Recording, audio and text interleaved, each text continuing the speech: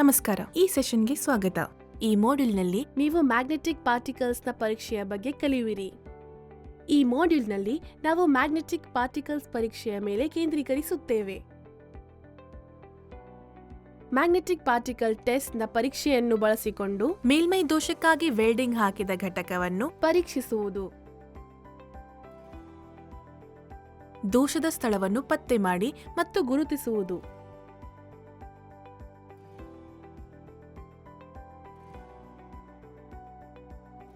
Magnetic particle testing MPT ಮೇಲ್ಮೈ ಅಥವಾ ಸಮೀಪದ ಮೇಲ್ಮೈ ದೋಷಗಳು ಅಥವಾ ಫೆರೋಮ್ಯಾಗ್ನೆಟಿಕ್ ವಸ್ತುಗಳು ಮತ್ತು ವೆಲ್ಡ್ ಮೆಟಲ್ನಲ್ಲಿನ ಅಪೂರ್ವತೆಗಳನ್ನು ಪತ್ತೆಹಚ್ಚಲು ವ್ಯಾಪಕವಾಗಿ ಬಳಸಲಾಗುವ ನಾನ್ ಡಿಸ್ಟ್ರಕ್ಟಿವ್ ತಪಾಸಣೆ ವಿಧಾನಗಳಲ್ಲಿ ಒಂದಾಗಿದೆ.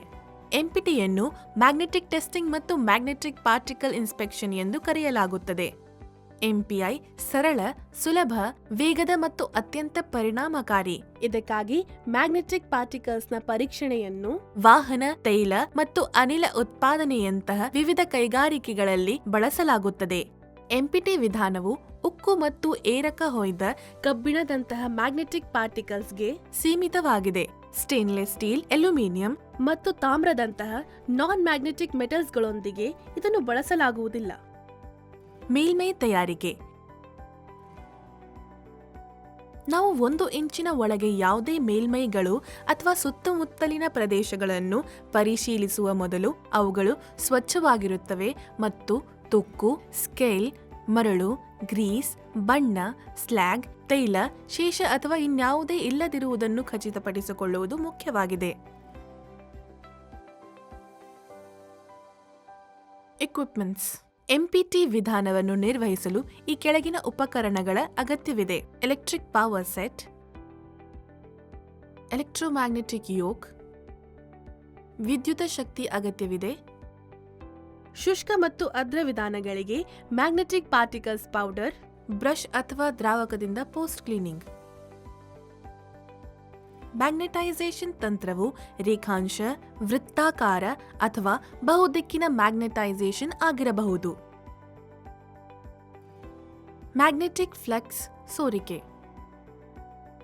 ಪರೀಕ್ಷೆಯಲ್ಲಿರುವ ವಸ್ತು ಅಥವಾ ಭಾಗವನ್ನು ಮ್ಯಾಗ್ನೆಟೈಸ್ ಮಾಡಿದಾಗ ಮ್ಯಾಗ್ನೆಟಿಕ್ ಫೀಲ್ಡ್ನ ದಿಕ್ಕಿಗೆ ಸಾಮಾನ್ಯವಾಗಿ ಅಡ್ಡಲಾಗಿರುವ ದಿಕ್ಕಿನಲ್ಲಿರುವ ಮ್ಯಾಗ್ನೆಟಿಕ್ ಫೀಲ್ಡ್ಗಳು ಭಾಗದ ಮೇಲ್ಮೈ ಮೇಲೆ ಸೋರಿಕೆ ಕ್ಷೇತ್ರವನ್ನು ಉಂಟುಮಾಡುತ್ತದೆ ಎಂಬ ಅಂಶವನ್ನು ಅವಲಂಬಿಸಿರುತ್ತದೆ. ಈ ಸೋರಿಕೆ ವಲಯದ ಉಪಸ್ಥಿತಿ ಮತ್ತು ಸ್ಥಗಿತವನ್ನು ಮೇಲ್ಮೈಗೆ ಅನ್ವಯಿಸಲಾದ ಸೂಕ್ಷ್ಮವಾಗಿ ವಿಂಗಡಿಸಲಾದ ಫೆರೋಮ್ಯಾಗ್ನೆಟಿಕ್ ಕಣಗಳಿಂದ ಕಂಡುಹಿಡಿಯಲಾಗುತ್ತದೆ. ಕೆಲವು ಕಣಗಳನ್ನು ಸೋರಿಕೆ ವಲಯದಿಂದ ಸಂಗ್ರಹಿಸಲಾಗುತ್ತದೆ ಮತ್ತು ಉಳಿಸಿಕೊಳ್ಳಲಾಗುತ್ತದೆ.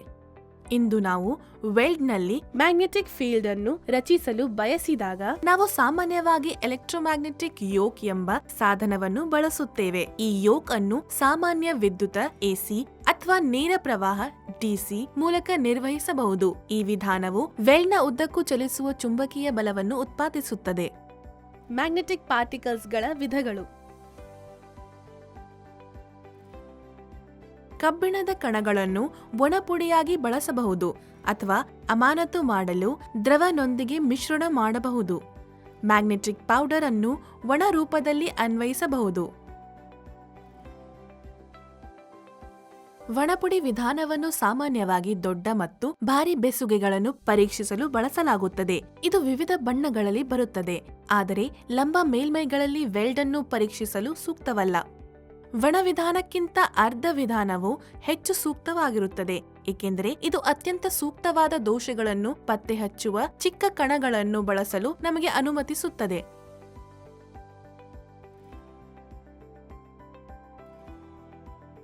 ಪರೀಕ್ಷಾ ಪ್ರಕ್ರಿಯೆ. ವೆಲ್ಡ್ ಜಾಯಿಂಟ್ ಸ್ವಚ್ಛಗೊಳಿಸಿ. ವಿದ್ಯುತ್ ಪ್ರವಾಹವನ್ನು ಹಾದುಹೋಗುವ ಮೂಲಕ ವೆಲ್ಡ್ ಅನ್ನು ಮ್ಯಾಗ್ನೆಟೈಸ್ ಮಾಡಿ.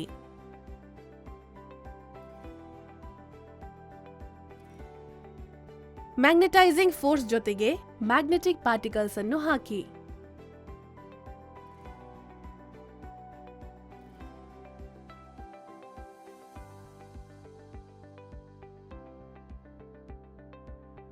ಯೋಕ್ ಲೆಗ್ ಸ್ಪೇಸಿಂಗ್ ಮತ್ತು ಪ್ಲೇಸಿಂಗ್ ಅತಿಕ್ರಮಿಸುವ ಎಕ್ಸ್ ಮಾದರಿಯಲ್ಲಿ ಇರಿಸಿ.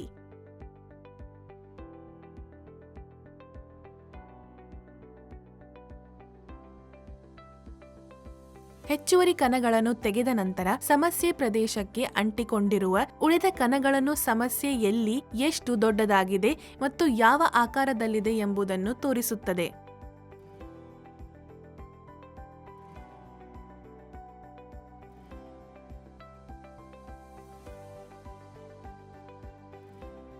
ಪರೀಕ್ಷಾ ಫಲಿತಾಂಶಗಳನ್ನು ವೀಕ್ಷಿಸಿ ಮತ್ತು ಯಾವುದೇ ಮಹತ್ವದ ಸಂಶೋಧನೆಗಳನ್ನು ವಿಶ್ಲೇಷಿಸಿ. ಪರೀಕ್ಷಿಸಿದ ಭಾಗದಿಂದ ಮ್ಯಾಗ್ನೆಟೈಸೇಷನ್ ಅನ್ನು ತೆಗೆದುಹಾಕಿ ಮತ್ತು ಪರೀಕ್ಷೆಯ ನಂತರ ಅದನ್ನು ಸ್ವಚ್ಛಗೊಳಿಸಿ. ಡಿಮ್ಯಾಗ್ನೆಟೈಸೇಷನ್. ಮ್ಯಾಗ್ನೆಟೈಸೇಷನ್ ಅನ್ನು ತೆಗೆದುಹಾಕಲು ನಾವು ಅದನ್ನು ಮ್ಯಾಗ್ನೆಟೈಸ್ ಫೀಲ್ಡ್ಗೆ ಒಡ್ಡುತ್ತೇವೆ. ಅದು ಮ್ಯಾಗ್ನೆಟೈಸ್ಗೊಳಿಸಲು ಬಳಸಿದ ಕ್ಷೇತ್ರಕ್ಕಿಂತ ಹೆಚ್ಚು ಪ್ರಬಲವಾಗಿದೆ. ನಂತರ ನಾವು ಕ್ಷೇತ್ರದ ದಿಕ್ಕನ್ನು ಹಿಂದಕ್ಕೆ ಮತ್ತು ಮುಂದಕ್ಕೆ ಬದಲಾಯಿಸುತ್ತಲೇ ಇರುತ್ತೇವೆ ಮತ್ತು ಅದು ಇನ್ನು ಮುಂದೆ ಚುಂಬಕೀಯವಾಗದವರೆಗೆ ಕ್ರಮೇಣ ದುರ್ಬಲಗೊಳಿಸುತ್ತೇವೆ. ಪರೀಕ್ಷೆಯ ನಂತರ ಯಾವುದೇ ಸಡಿಲವಾದ ಒಣಗಿದ ಚುಂಬಕೀಯ ಕಣಗಳನ್ನು ತೆಗೆದುಹಾಕಲು ಸಂಕುಚಿತ ಗಾಳಿಯನ್ನು ಬಳಸಿ ಮೇಲ್ಮೈಯನ್ನು ಸ್ವಚ್ಛಗೊಳಿಸಿ. ಸಾಲ್ವೆಂಟ್ನೊಂದಿಗೆ ತೊಳೆಯುವ ಮೂಲಕ ಅರ್ಧ ಕಣಗಳನ್ನು ತೆಗೆದುಹಾಕಿ. ಪರೀಕ್ಷೆಯನ್ನು ಸರಿಯಾಗಿ ಬೆಳಕಿನ ಪ್ರದೇಶದಲ್ಲಿ ನಡೆಸಬೇಕು. ವಿದ್ಯುತ್ ಶಾರ್ಟ್ ಸರ್ಕ್ಯೂಟ್ಗಳು ಆಘಾತ ಮತ್ತು ನಡುವಿಕೆಗೆ ಕಾರಣವಾಗಬಹುದು, ವಿಶೇಷವಾಗಿ ಹೆಚ್ಚಿನ ಆಂಪರೇಜ್ನಲ್ಲಿ ಬಳಸುವ ತುಲನಾತ್ಮಕವಾಗಿ ಕಡಿಮೆ ವೋಲ್ಟೇಜ್ಗಳಲ್ಲಿ. ಯೋಕ್ ಉತ್ಪನ್ನ ಮಾಪನಾಂಕ ನಿರ್ಣಯ. ಬಳಕೆಗೆ ಮೊದಲು ಮ್ಯಾಗ್ನೆಟೈಸಿಂಗ್ ಉಪಕರಣಗಳನ್ನು ಮಾಪನಾಂಕ ಮಾಡಿ. ಡಿಸಿ ಯೋಕ್ ಶಕ್ತಿ ಅವಶ್ಯಕತೆಯನ್ನು ಖಚಿತಪಡಿಸಿಕೊಳ್ಳಲು 14ರಿಂದ 23 ಕೆಜಿಗಳ ಪ್ರಮಾಣೀಕೃತ ಪರೀಕ್ಷಾ ತೂಕವನ್ನು ಎತ್ತಬೇಕು.